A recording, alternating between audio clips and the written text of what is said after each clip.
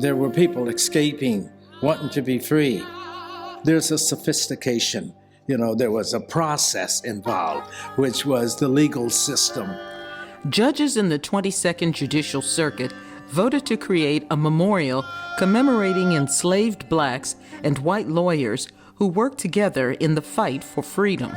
60 years before the Civil War, Missouri law allowed slaves to sue for the civil right to be free. 300 enslaved people stood in a court of law and sued for their freedom. These are called the freedom suits.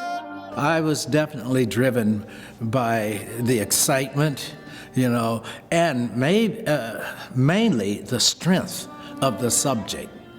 That was the main thing, the concept. Preston Jackson was commissioned to create the memorial statue. It will pay tribute to the brave men and women who stood against their oppressors. It was so direct, from the steps of where they were auctioned or sold into the courthouses where they sat and listened and were defended. So this was definitely a unique commission, and I went after it. Jackson is a master artist. He's professor emeritus at the School of the Art Institute in Chicago. His studio and art gallery is located in Peoria, Illinois. Jackson is regarded as a storyteller, and his body of work reflects a series of stories. The Freedom Suit statue is just another example of his unique ability. This maquette gives a modest preview of what's to come. I had to decide whether it was an interior scene or an exterior scene, and that was a very important element. Then I had to make it more personal. Who were some of the people? Well, of all genders, definitely African people from different tribes and places. I wanted to reflect that, and levels of education. So I was looking for the all-inclusive door to go through. Interiors versus exteriors, scenes that happened when they were marched off down to the river, loaded onto boats, and where they were kept before even the trials themselves, in jailhouses and inadequate facilities. So it's like drawing on a canvas. But the canvases, multiple canvases, had to pick up light in a certain way. Something that would excite you and change as the day changed, with the sun moving across the sky. The designated site for the memorial is the East Plaza of the Civil Courts building. The actual sculpture itself may be 14.5 to 15 feet tall. Then I'm going to require that it be placed on a 5-foot stone structure, and that will take it up to about 20 feet.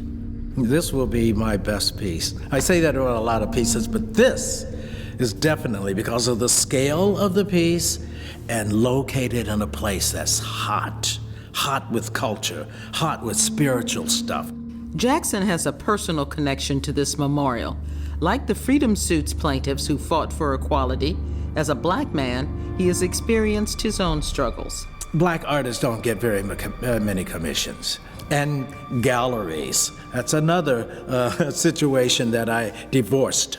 The whole idea of being accepted in galleries. Now here I am, at this age, teaching at the best school in the world, my own department, my own this, and kicking butt all the way, Yet I cannot get a gallery. Yet I cannot get representation. Yet I am pushed out of competition. And it's so obvious why.